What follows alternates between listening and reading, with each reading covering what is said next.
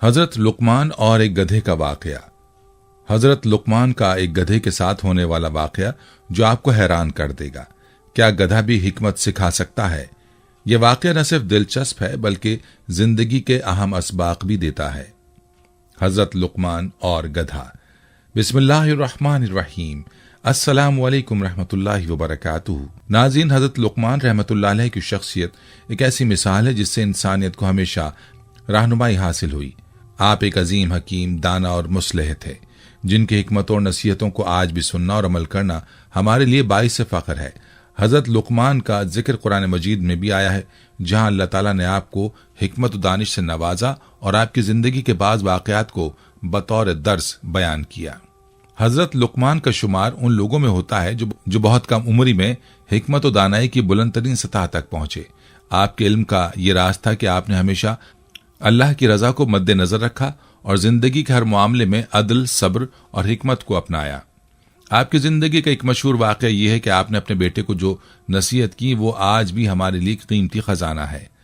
हजरत लुकमान ने अपने बेटे को अल्लाह के साथ शिरक ना करने की ताकीद की, वालिदैन की इज्जत करने, नमाज कायम करने और अल्लाह के रास्ते पर चलने की अहमियत बताई। इसके अलावा हजरत लुकमान ने हमेशा उन बातों को अपनाने की कोशिश की जो दुनिया में इंसान के लिए मुफीद और आखिरत में उसके लिए कामयाबी की राह हमवार करें।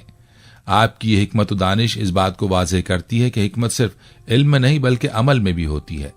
आज हम उन हिकमतों को अपनी जिंदगी में अपनाते हुए अखलाक और किरदार को बेहतर बना सकते हैं और हजरत लुकमान की तालीमात से इस्तिफादा करके अपनी जिंदगी के मुश्किल तरीन मसाइल का हल तलाश कर सकते हैं। तो इस वीडियो में हम आपको हजरत लुकमान रहमतुल्लाह अलैह के उन बेशुमार हिकमतों भरे वाक़यात के बारे में तफसील से बताएंगे ताकि हम सब अपनी जिंदगी में उनकी तालीमात को अमली तौर पर अपना सकें। नाजरीन, हजरत लुकमान रहमतुल्लाह अलैह के बारे में रसूल करीम सल्लल्लाहु अलैहि वसल्लम की एक हदीस है जिसमें आपने फरमाया, मैं सच कहता हूं कि लुकमान पैगंबर नहीं थे, लेकिन वो एक ऐसे बंदे थे जो बहुत ज्यादा गौर व फिक्र करते थे। वो ईमान के बुलंद दर्जे पर फाइज थे, अल्लाह को दोस्त रखते थे और अल्लाह ताला भी उन्हें अपने दोस्तों में शुमार करता था। अल्लाह ने उन्हें हिकमत जैसी अजीम नेमत से नवाजा था। हजरत लुकमान वो अजीम शख्सियत हैं जिन्होंने तवील उम्र पाई। उनकी उम्र के बारे में मुख्तलिफ रिवायात हैं जो 200 से 560 और 1000 से 3500 साल तक मुख्तलिफ अंदाज में जिक्र की गई हैं। हजरत लुकमान अफ्रीका के इलाके नोबा के रिहायशी थे, जिसकी वजह से उनका रंग स्याह, होंठ मोटे और पांव चौड़े थे। वो एक अरसे तक बनी इसराइल के एक अमीर शख्स कैन बिन हसर के गुलाम रहे, लेकिन उनकी हिकमत की बदौलत उन्हें आज़ाद कर दिया गया। मशहूर मुहद्दिस मसूदी लिखते हैं कि हजरत लुकमान अफ्रीका के गांव नौबा के रिहायशी थे और उनके आका का नाम कैन बिन हसर था। हजरत लुकमान रहमतुल्लाह अलैह हजरत दाऊद अलैहिस्सलाम की हुकूमत के 10वें साल दुनिया में तशरीफ लाए और वो एक अब्द सालेह थे। अल्लाह ताला ने उन्हें हिकमत की नेमत से नवाजा और वो तवील उम्र पाने वाले अफराद में से थे। हजरत लुकमान की हिकमत की वजह से आपका जिक्र दुनिया के मुख्तलिफ हिस्सों में हुआ और आप हजरत यूनुस अलैहिस्सलाम के ज़माने तक जिंदा रहे। हजरत लुकमान के हकीमाना अक़वाल कुरान करीम में नकल किए गए हैं ताकि क़यामत तक आने वाले इंसान इनसे फ़ायदा उठा सकें और अपनी ज़िंदगी को बेहतर बना सकें। हकीम लुकमान रहमतुल्लाह अलैह का नाम तो बचपन ही से सुनने को मिलता है, क्योंकि अल्लाह ने उनके नाम से एक सूरत नाजिल फरमाई है जिसकी तिलावत क़यामत तक जारी रहेगी। ताहम बहुत कम लोग इस बात से वाकिफ़ हैं कि हकीम लुकमान कौन थे। अल्लाह ने अपने कलाम में उनके नसब या ख़ानदान का जिक्र नहीं किया, लेकिन उनकी हिकमत के अक़वाल ज़रूर जिक्र किए हैं। कदीम तारीख के मुताबिक हज़रत लुकमान का ताल्लुक अफ्रीकी नस्ल से था और वो एक ग़ुलाम की हैसियत से अरब आए थे। मुख्तलिफ रिवायत में उनके नसब के बारे में इख्तिलाफ पाया जाता है। एक रिवायत के मुताबिक वो हज़रत अय्यूब अलैहिस्सलाम के भांजे या खालाजाद भाई थे, जबकि दूसरी रिवायत के मुताबिक वो हज़रत दाऊद अलैहिस्सलाम के हम असर थे। जमहूर उलमा का कहना है कि हज़रत लुकमान नबी नहीं थे और ना ही उन पर वही नाजिल हुई, क्योंकि कुरान और हदीस में उनके नबी होने की कोई वाज़ेह निशानी नहीं है। हकीम लुकमान की शक्ल सूरत भी ज़्यादा खूबसूरत नहीं थी, ताहम उनकी हिकमत और दानाई की बिना पर उनका मकाम बुलंद था। हज़रत सईद बिन मुसैब रहमतुल्लाह अलैह ने एक हबशी से कहा था कि तुम्हें इस बात का गम नहीं करना चाहिए कि तुम सियाह हबशी हो, क्योंकि हबशियों में 3 अफराद दुनिया के बेहतरीन इंसानों में शुमार किए गए हैं। हज़रत बिलाल हबशी रजी अल्लाह अन्हु, हज़रत उमर फारूक रजी अल्लाह अन्हु का गुलाम महजे और हकीम लुकमान रहमतुल्लाह अलैह। इससे वाज़ेह होता है कि हज़रत लुकमान का ताल्लुक हबशी नस्ल से था। हज़रत लुकमान की हिकमत और उनके अक़वाल की सबसे बड़ी गवाही अल्लाह ताला ने सूरह लुक़मान में दी, जहां आपकी अपने बेटे को दी गई नसीहतों का जिक्र किया गया है। इन हकीमाना अक़वाल का जिक्र कुरान में इसलिए किया गया ताकि क़यामत तक आने वाले इंसान इनसे फ़ायदा उठाकर अपनी ज़िंदगी को बेहतर बना सकें और एक अच्छा मुआशरा कायम कर सकें। नाज़रीन, एक हदीस में आया कि हज़रत लुक़मान रहमतुल्लाह अलैह ने अपने बेटे को फरमाया, ऐ मेरे बेटे, मैंने 400 पैगम्बरों की खिदमत की है और उनके कलाम से 4 अहम बातें सीखी हैं। जब तुम नमाज में हो तो अपने दिल की हिफाजत करना, जब दस्तरखान पर बैठो तो अपने गले को बचाना यानी हराम माल से बचना, जब किसी दूसरे के घर जाओ तो अपनी आंखों की हिफाजत करना और नामहरम पर नजर न डालना, और जब लोगों के दरमियान जाओ तो अपनी जबान की हिफाजत करना। हजरत लुक़मान रहमतुल्लाह अलैह ने अपनी जिंदगी का बेशतर हिस्सा मशरिक़ वुस्ता, खासतौर पर फलस्तीन और बैतुल मक़दस में गुजारा, और उनकी कब्र फलस्तीन के शहर इलाकी की एक बंदरगाह में वाक़ है। वो एक सियाहफाम अफ्रीकी थे और बदसूरत होने के बावजूद हिकमत के बुलंद मकाम पर फाइज थे, और ये सिर्फ और सिर्फ उनकी रूह की पाकीज़गी और दिल की सफाई की वजह से था। एक रिवायत में जिक्र है कि एक शख्स ने हजरत लुक़मान से पूछा, क्या तुम भेड़ बकरियां नहीं चराते थे? हजरत लुक़मान ने कहा, हाँ ऐसा था। फिर उस शख्स ने पूछा, तुम्हें इल्म और हिकमत कहाँ से मिली? तुम तो किसी मदरसे में नहीं पढ़े। हजरत लुक़मान ने जवाब दिया, मुझे हिकमत अल्लाह की रजा, अमानतदारी, सच बोलने और फजूल बातों से बचने की वजह से मिली है। नाज़रीन, हजरत लुक़मान रहमतुल्लाह अलैह की अपने बेटे को दी गई 10 नसीहतें कुरान में सूरह लुक़मान में मज़कूर हैं। ये नसीहतें अक़ायद, अखलाक और आदाब मुआशरत का मजमुआ है, और इनमें से चंद अहम नसीहतें ये हैं कि ऐ बेटे, अल्लाह का शरीक ना बनाओ, बेशक शिर्क बहुत बड़ा जुल्म है। बेटा, नेकी और बदी अगर राई के दाने के बराबर भी हो और किसी पत्थर के अंदर हो या आसमानों पर या जमीन की गहराइयों में हो तो अल्लाह उसे सामने ले आएगा, क्योंकि वो लतीफ और बाखबर है। बेटा, नमाज कायम करो, नेकी का हुक्म दो, बुराई से रोको और उसमें जो मुसीबत आए उस पर सब्र करो। ये बहुत बड़ी हिकमत का काम है। खबरदार, लोगों के सामने अकड़ कर ना चलना, जमीन पर गुरूर के साथ ना चलना, क्योंकि अल्लाह गुरूर करने वालों को पसंद नहीं करता। अपनी रफ्तार में मियाना रवी इख्तियार करो और अपनी आवाज को धीमा रखो, क्योंकि सबसे बुरी आवाज गधे की होती है। एक रोज हकीम लुक़मान रहमतुल्लाह अलैह दोपहर के वक्त आराम कर रहे थे कि अचानक उन्होंने एक आवाज सुनी, ऐ लुक़मान, क्या तुम ये चाहते हो कि अल्लाह तुम्हें जमीन पर अपना खलीफा और नुमाइंदा बना दे ताकि तुम लोगों के दरमियान हक का फैसला करो? हजरत लुक़मान रहमतुल्लाह अलैह ने जवाब दिया, अगर मेरा परवरदिगार मुझे ये इख्तियार दे तो मैं राह आफियत को तरजीह दूंगा और इस बहुत बड़े इम्तहान के लिए तैयार नहीं हूंगा, लेकिन अगर ये हुक्म हो तो इसे दिलो जान से कबूल करूंगा, क्योंकि मुझे यकीन है कि अगर अल्लाह मुझे ये जिम्मेदारी देगा तो वो मेरी मदद करेगा और मुझे गलत रास्तों से महफूज रखेगा।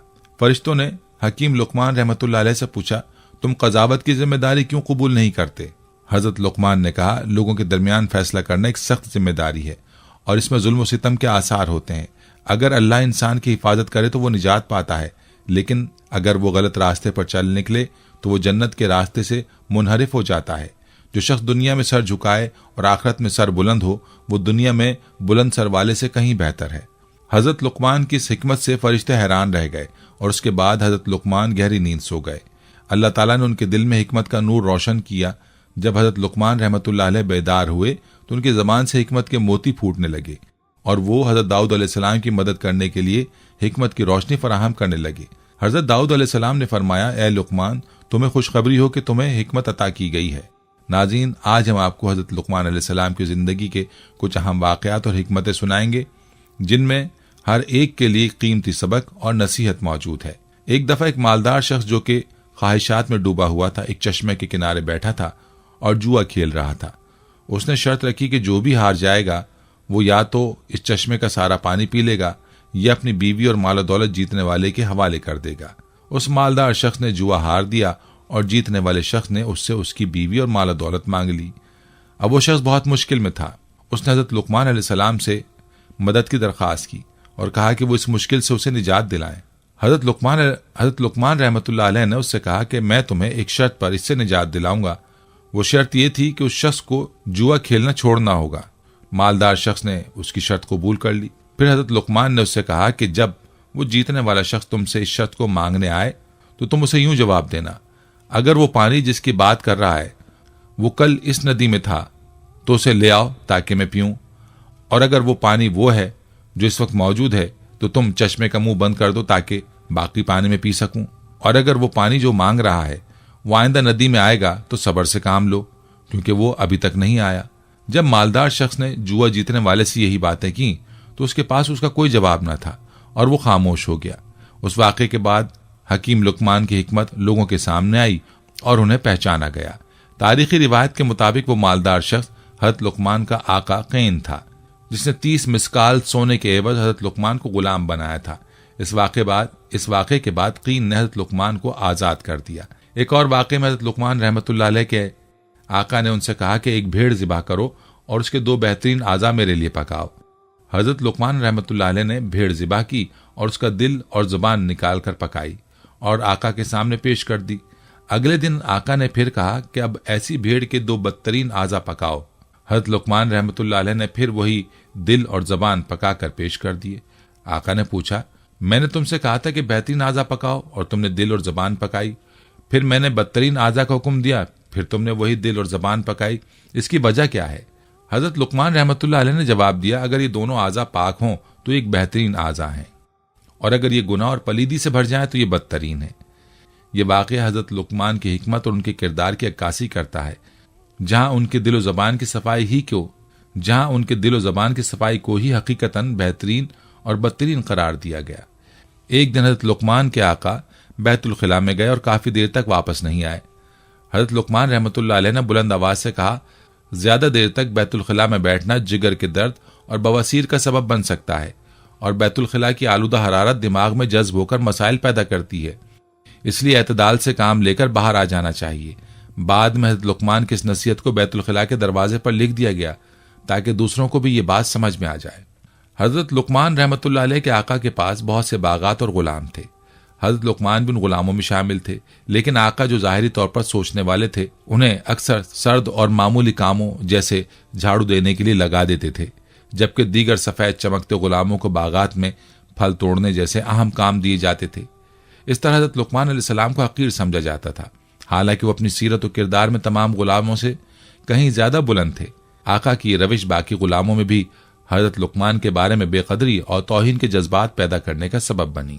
एक दिन आका ने गुलामों को बागात में फल तोड़ने के लिए भेजा, लेकिन जब वो वापस आए तो उन्होंने फल खा लिए और आका से झूठ बोलकर कहा कि हज़रत लुकमान ने तमाम फल खा लिए हैं। आका ने जब ये सुना तो हज़रत लुकमान के बारे में बदगुमान हो गया। हज़रत लुकमान ने आका से कहा कि वो सब गुलामों का इम्तहान लें ताकि हकीकत सामने आ जाए। हज़रत लुकमान ने तजवीज़ दी कि उन्हें गर्म पानी दिया जाए और फिर आका घोड़े पर सवार होकर गुलामों को उनके पीछे दौड़ने का हुक्म दे, उससे ये पता चल जाएगा कि हकीकत में फल किसने खाए हैं। आका ने हज़रत लुकमान की तजवीज़ पर अमल किया और गर्म पानी पीने के बाद सब गुलामों को दौड़ाया। जैसे ही दौड़ने की हालत में वो गुलाम जो फल खा चुके थे थूके गए और उनकी हालत खराब हो गई। उससे आका को समझ आ गया कि हज़रत लुकमान ने फल नहीं खाए बल्कि दूसरे गुलामों ने झूठ बोला था। हज़रत लुकमान ने इस इम्तहान में सुरखरू होकर अपनी बेगुनाही साबित की और बाकी गुलाम शर्मिंदा हुए। हज़रत लुकमान का आका अगरचे दीगर गुलामों से मोहब्बत करता था, लेकिन वो हज़रत लुकमान से खास मोहब्बत करता था। जब भी आका खाना खाता वो पहले हज़रत लुकमान को खाना पेश करता और वो जो बचा होता आका बड़े शौक से खा लेता। एक दिन आका के लिए खरबूजा हदिये के तौर पर आया।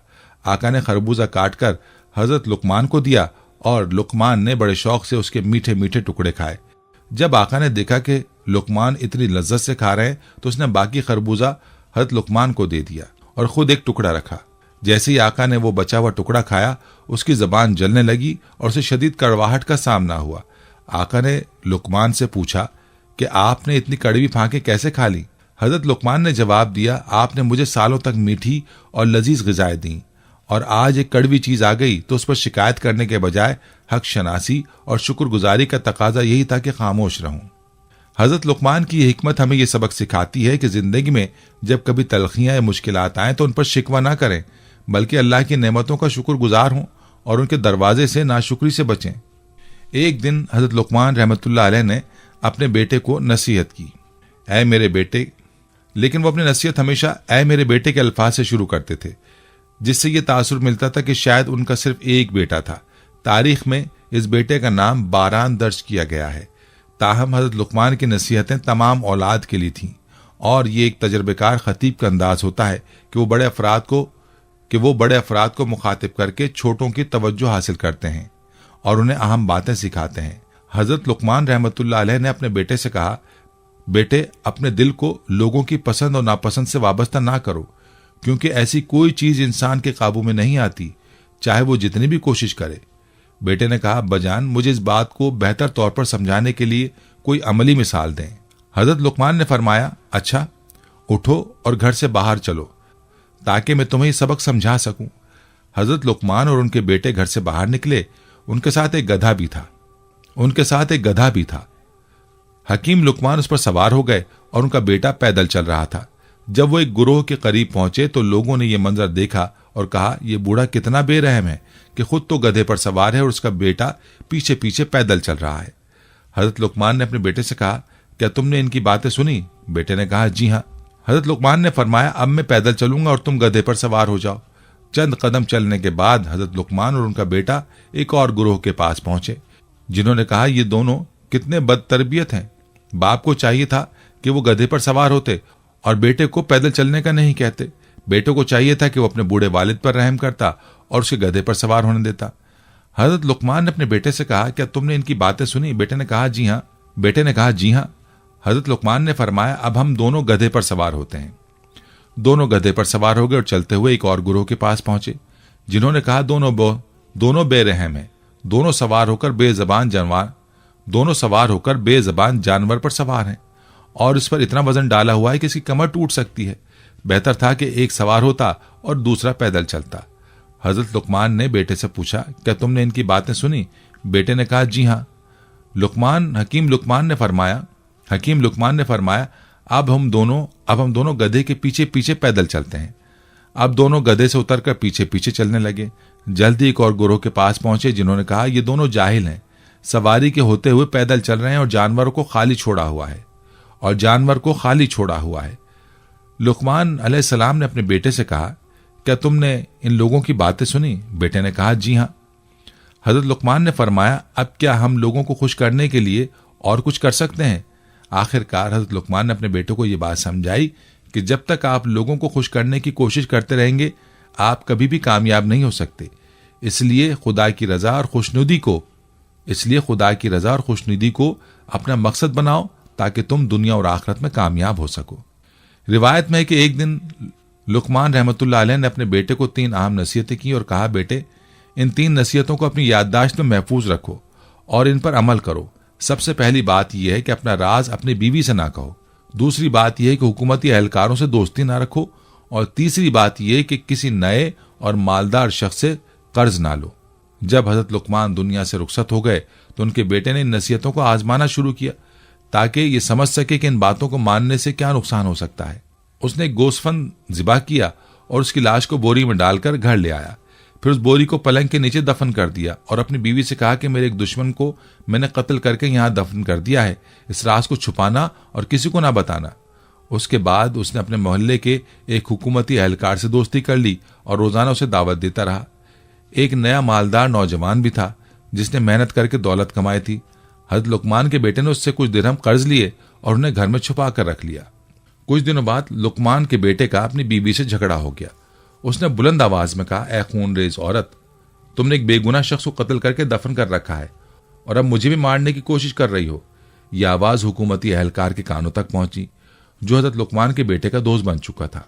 वो फौरन बादशाह के पास जाकर सारी बात बताया। बादशाह ने हुक्म दिया कि इस कातिल को हाजिर किया जाए। हुकूमती एहलकार हजरत लुकमान के बेटे को पकड़ने आया और उसे दरबार में ले गया। रास्ते में नए मालदार नौजवान ने जब हजरत लुकमान के बेटे को इस हालत में देखा तो उसने गुस्से में आकर कहा, अगर तुम्हें कत्ल के बदले कत्ल कर दिया जाएगा तो मेरी रकम जाया हो जाएगी, लिहाजा मुझे दरहम वापस करो। उसने हजरत लुकमान के बेटे की बेइज्जती की। लोग वहां जमा हो गए और हजरत लुकमान के बेटे को बादशाह के दरबार में ले गए। बादशाह ने हजरत लुकमान के बेटे से कहा, तुम तो लुकमान के बेटे हो, तुम्हें कत्ल व गारत में मुलव्विस नहीं होना चाहिए था। लुकमान के बेटे ने जवाब दिया, मैंने किसी बेगुनाह को कत्ल नहीं किया। हुकूमती एहलकार ने कहा, यह झूठ बोल रहा है, इसने किसी को कत्ल करके दफन कर रखा है। हजरत लुकमान के बेटे ने कहा, मैं बादशाह से दरखास्त करता हूं कि हुक्म देकर उस मकतूल को हाजिर करें। वो बोरी में दफन है और मैंने उसे फलां जगह दफन किया है। बादशाह ने हुक्म दिया कि मकतूल को तलाश किया जाए। हुकूमती एहलकार हजरत लुकमान के बेटे के घर पहुंचे। उसकी बीवी ने दफन करने की जगह की निशानदेही की।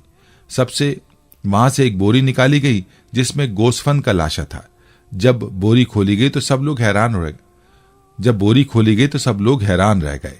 बादशाह ने पूछा, बेटे तुमने गोस्फन को क्यों दफन किया?